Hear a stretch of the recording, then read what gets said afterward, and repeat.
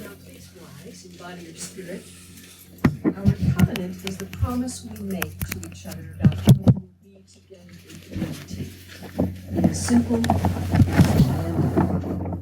in person and online. We will join together as we speak. We gather in fellowship to speak truth to each other, to reach out and touch one another, to care with each other, and to seek the truth divine. So be it.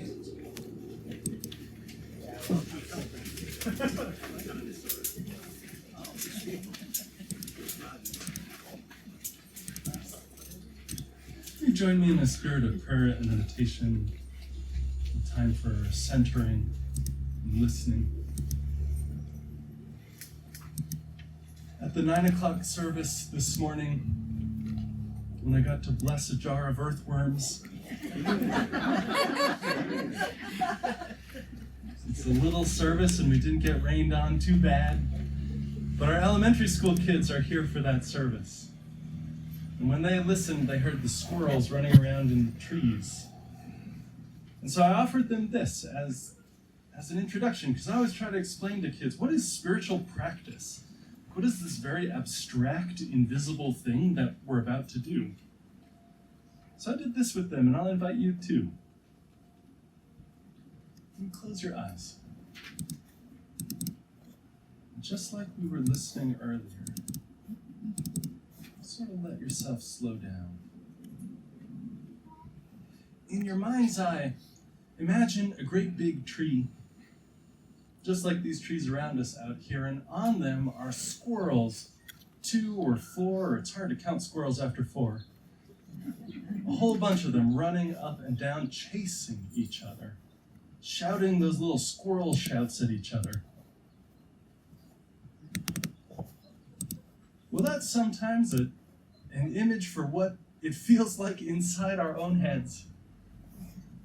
That's what it feels like sometimes, those worries chasing each other around, angers that we're carrying, shouting at each other, anxieties that we're holding, make us want to go faster until we can't even count how many things are going on inside us at one time. And so in this moment of meditation, we visualize it, we see as clearly as we can that tree growing up, and those little animals racing all around, and as we breathe slow and steady, their frenzy gets a little bit less. And notice this along with me. Notice how they're chasing each other a little less quickly. How they're not leaping from branch to branch in the same way. They're slowing down. And we breathe and still ourselves. Hear the sound of the wind moving over us. And now one squirrel has stopped on a branch to eat a pine cone, taking the seeds off one by one, eating the seedy part, letting the little bits of woody cone fall down below. Now 2 squirrels have headed up towards the nest up in the branches, and slowly tucked and made their way and pushed past the dry leaves on the outside into the center, the soft straw that they've woven together, curling up, big tails wrapped around each other. And now the others are finding their ways to their own nests. And it's all still there. It's not that your worries or fears, hopes or anxieties are gone. They're all still right there in that tree of yourself. They're just not running the show in quite the same way. Quiet it down. And be together in silence for 7 breaths.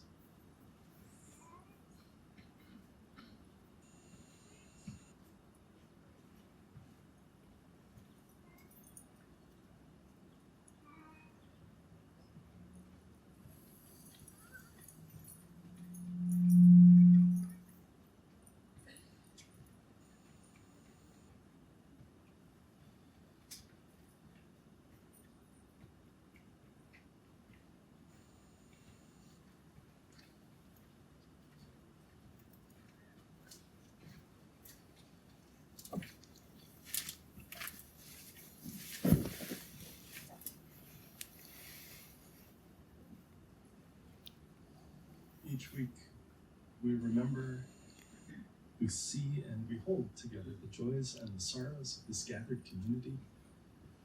Usually we come forward to place a stone into the earth as token of that, to symbolize the way that our own private worries, our own private celebrations take their place among the whole communities, held in the hand of something larger than any of us. This week, being outside, and because you're going to bring your animals up soon, we won't come forward to place stones, but even so, we hold in the love of this community every one of those hopes and cares that we bring with us in this house. In particular, lift up in love. One member asks us to lift up sin. And we hold in love and hope everyone affected by the hurricanes, everyone in Cuba and Florida. We face with resolve the reality that climate change is not something waiting for us in the future. It is the present now. And our hope and our prayer is never to be adjusted too easily to that. For all those joys and the sorrows that we hold silently. Amen.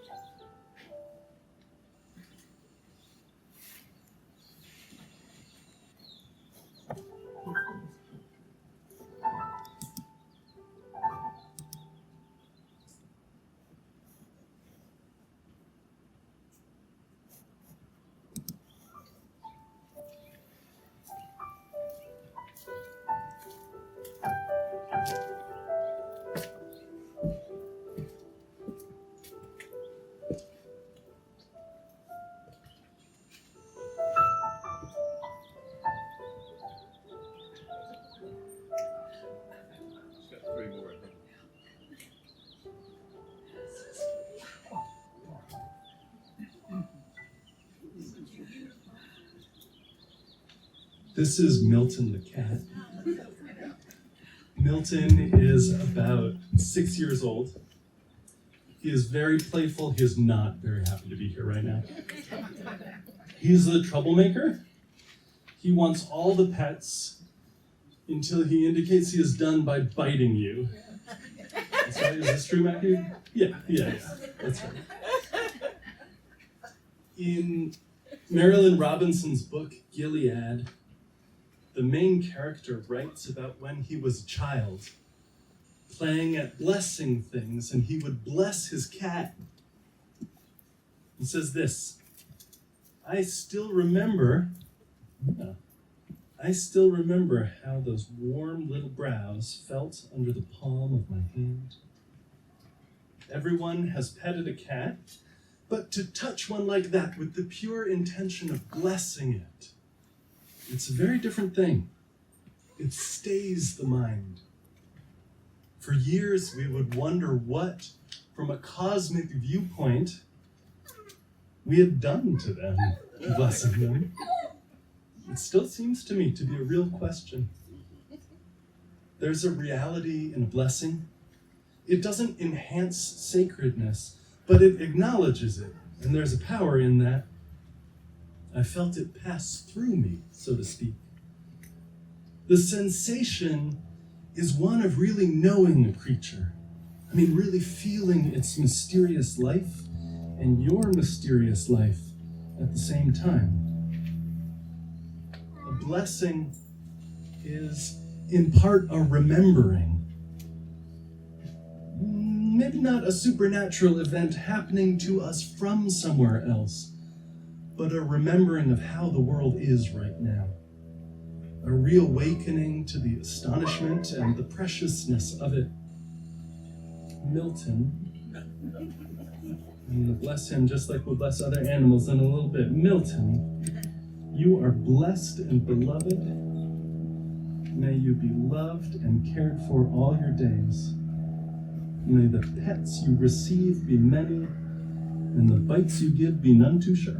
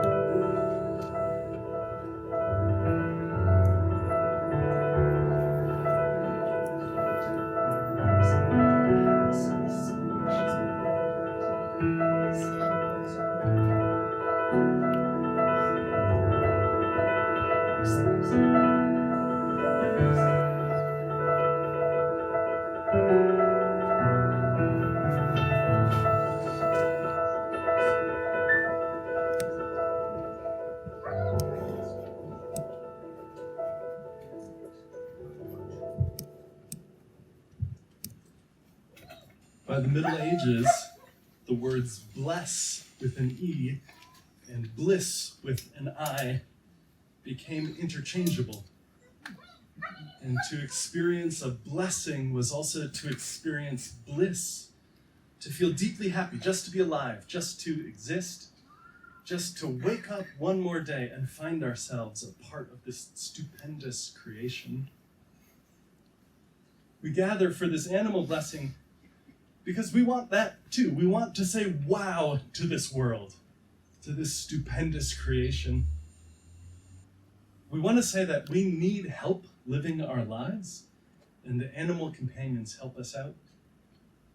And we want to say thank you to the world for the gifts that we've received, for these fuzzy and sometimes infuriating creatures in our lives. Our love and trust, our companionship and family extends beyond just other humans. And so I'm going to ask you to bring your animals forward. And I'm happy to come to you if you think they won't bear it coming forward. Bring your animals forward at a good distance, I think. Because while we have a deep spirit of love and welcome and belonging, they may not. So bring them on up. Tell me the name of your companion, and if there's anything special that they need, and I will bless them just like I've blessed Milton. And these, of course, if you have brought stuffed animals, they're equally welcome for a blessing. But please come forward.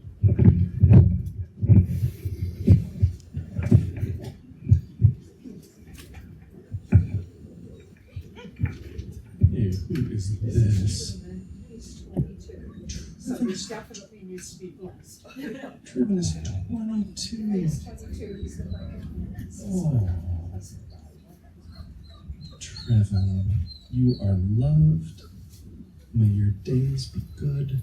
May the pets you receive be many. And may the bites not be sharp. Bless you.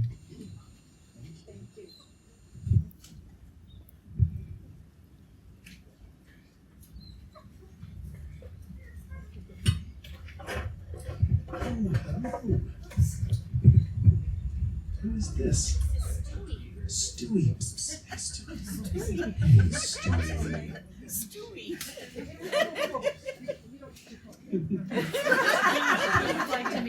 Yeah, Trevin would like to say hi to Stewie. Stewie, you are loved. Come here, Stewie. I should have brought treats. Stewie, may your days be good. May the snuggles you receive be many, and may there always be more new good smells.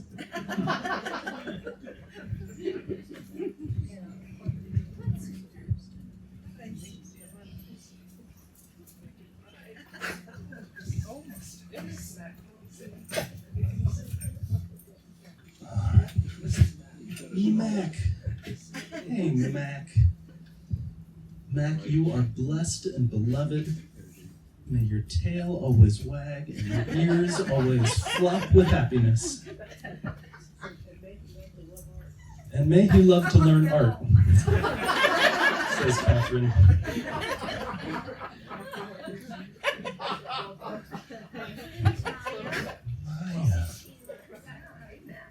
This is Maya, who's 16 months. Maya, you are blessed and beloved. May you always have friends.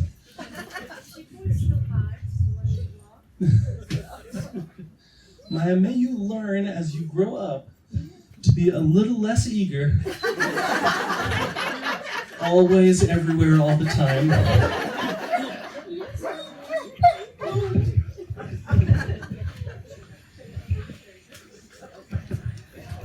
Who is this?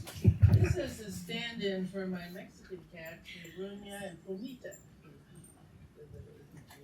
Oh, a stand-in for Mirunya and Pumita. May they and their surrogate be blessed and loved. May they always have good spots of sunshine to sit in and clean litter boxes.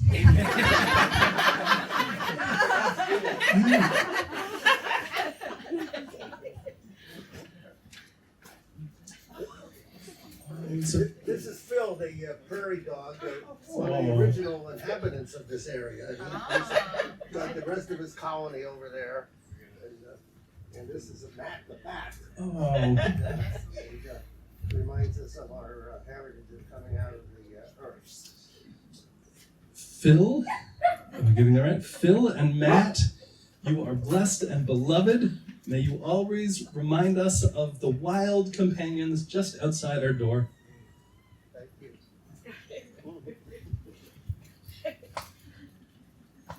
This is Fred. He's not named after anyone here at this congregation. He's named after a City of Boulder maintenance worker who's a very, very fine fellow. And I've had him for 30 years. He's so clean because he's machine washable. Would that we were. This is Monkey. And I bought another one. The other one is up for auction on our church auction. So go and make a bid on a monkey just like this. I realized I was holding the microphone up to the monkey.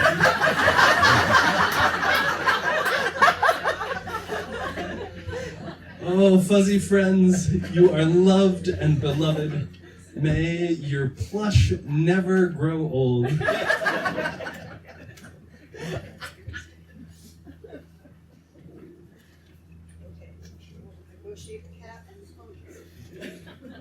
Hey, who's This this? is Ozzy. Hey, Ozzy. Ozzy, hey, you are blessed and beloved. May your coat always be the color of marshmallows, well-toasted Twinkies. May you always have pets behind your ears and as many treats as you can safely eat. No more corn cobs. And no more corn cobs, Ozzy.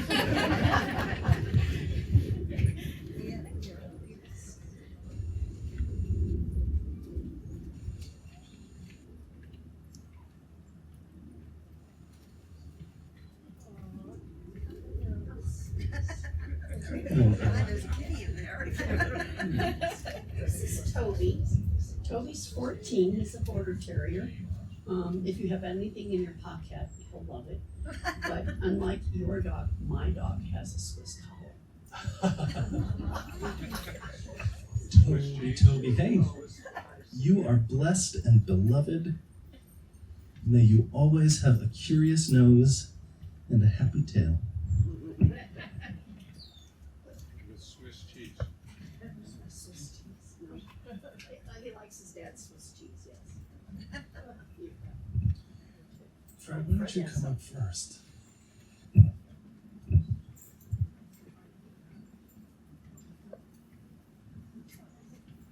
this is, believe me, this is the safest way I could do this. This is Ollie. She's 13. And she's a cat. Nice black cat with a lousy attitude.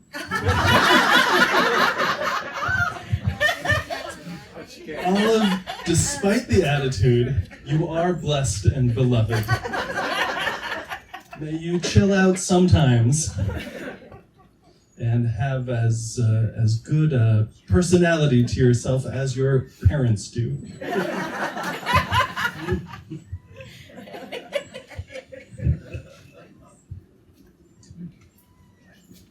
Am I coming to you, or are you guys coming in here? All right. Oh, let's make a little space.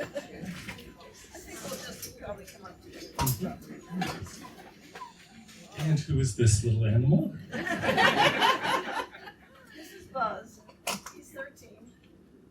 Buzz. Buzz, you are blessed and beloved. May you always have plenty of hay, plenty of room to go, and people who brush you as often as you want. Oh, and treats. There you go. Oops. There you go. Thank you, Buzz.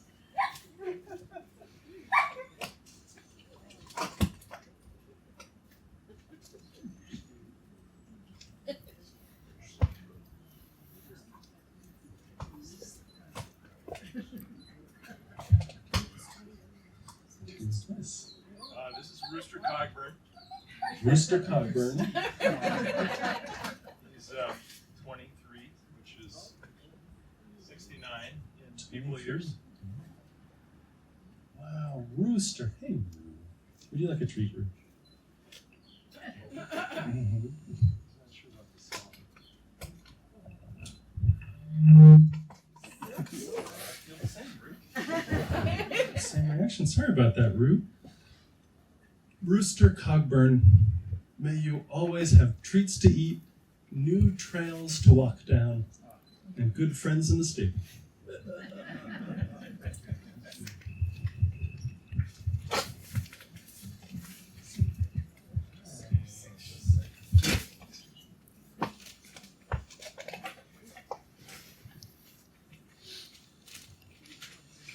We're grateful for the presence of all these animals in our lives. Grateful for the ways that they bless us and companion us, the ways that they remind us to pay attention, the ways sometimes that they teach us patience. For everything that they bring into our lives, we are grateful. Let's finish this animal blessing in song. Will you rise in body or in spirit? And Ben's going to lead us to the place in the choir.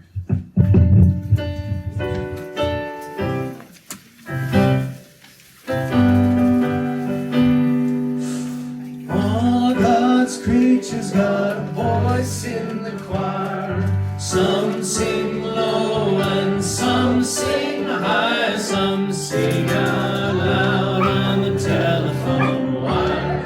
And some just clap their hands, their paws, or anything they got now. All God's creatures got a voice in the choir. Some sing low and some sing high. Some sing out loud on the telephone wire. And some just clap their hands, their paws, or anything they got now. Listen to the top where the little birds sing on the melody with the high notes ringing. The hoot owl hollers over everything. The jaybird disagrees. All God's creatures got a voice in the choir. Some sing low and some sing high. Some sing out loud on the telephone wire. And some just clap their hands, their paws, or anything they got now. Listen to the bass, it's the one on the bottom where the bullfrog croaks and the hippopotamus moans and groans with a big doo-doo. And The old cow just goes moo. All God's creatures got a voice in the choir. Some sing low and some sing high. Some sing out loud on the telephone wire. And some just clap their hands, their paws, or anything they got. Now dogs and the cats, they take up the middle where the honeybee hums and the crickets fiddle, the donkey brays and the pony neighs. The old coyote howls. All God's creatures got a voice in the choir. Some sing low and some sing high. Some sing out loud on the telephone wire. And some just clap their hands, their paws, or anything they got.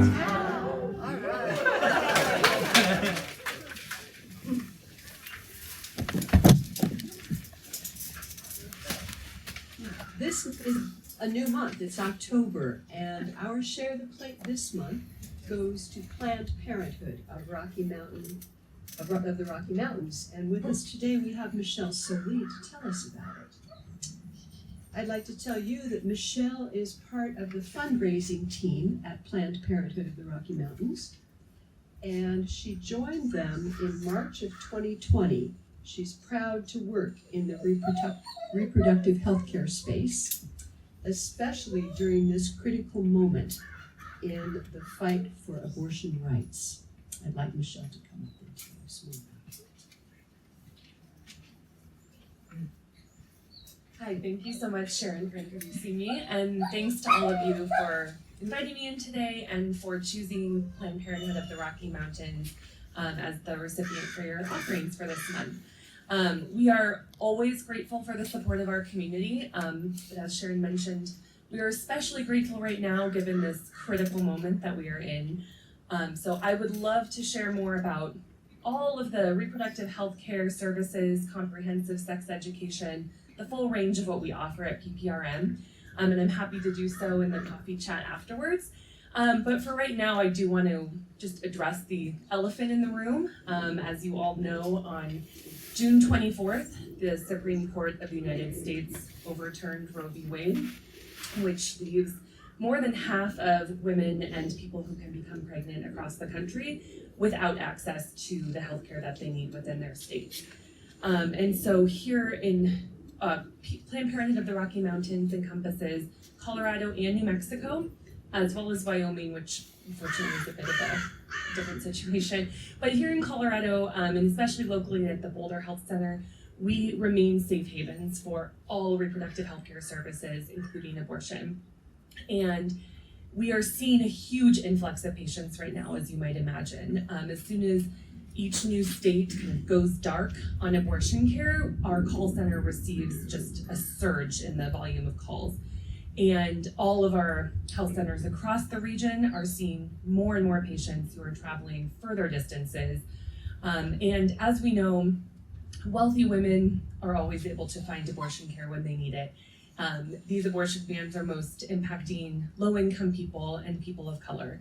So when they are finally getting to our health centers, like here in Boulder and across Colorado, they come to us with greater needs. So again, you'll hear more in the weeks to come. I've shared some different narratives with Sharon and the church leadership, but we have hired patient navigators specifically to help these patients figure out childcare for their existing children while they travel across state lines, how they can pay for their services.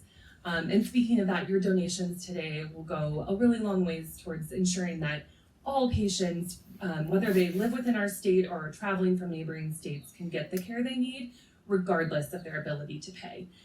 Because we have been seeing, previously we spent about $170,000 a month on our patient assistance fund. Since Roe v. Wade was overturned, that number has gone up to almost $800,000 a month. So your support really means a lot to us today. So thank you again, and I'm happy to chat with you more in the coffee chat a little bit later. Thank you.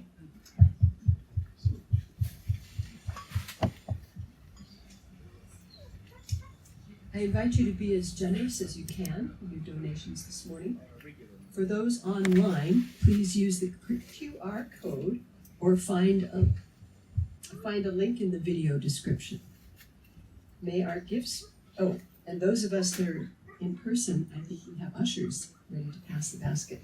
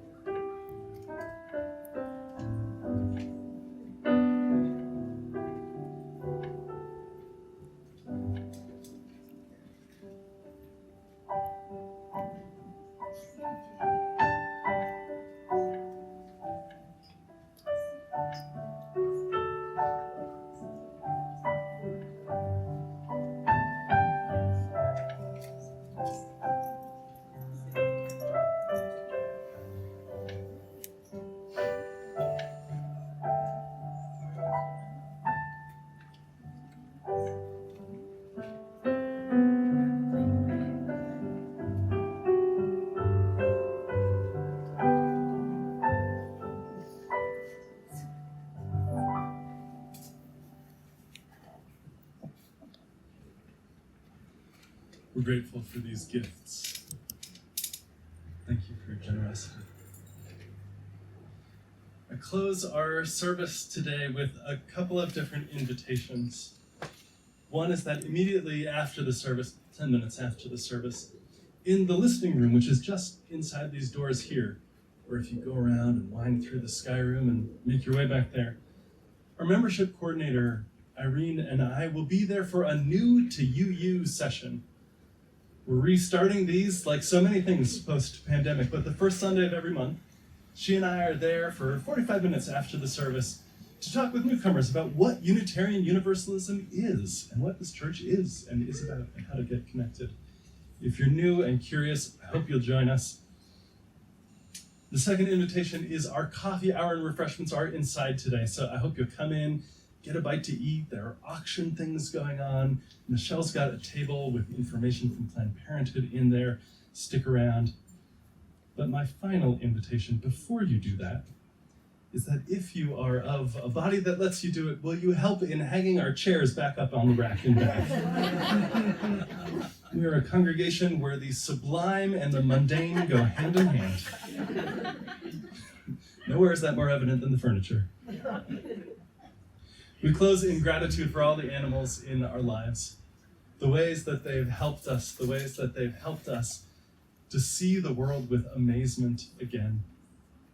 For all those blessings, amen. We rise in body or spirit. We'll close in song with our congregational response.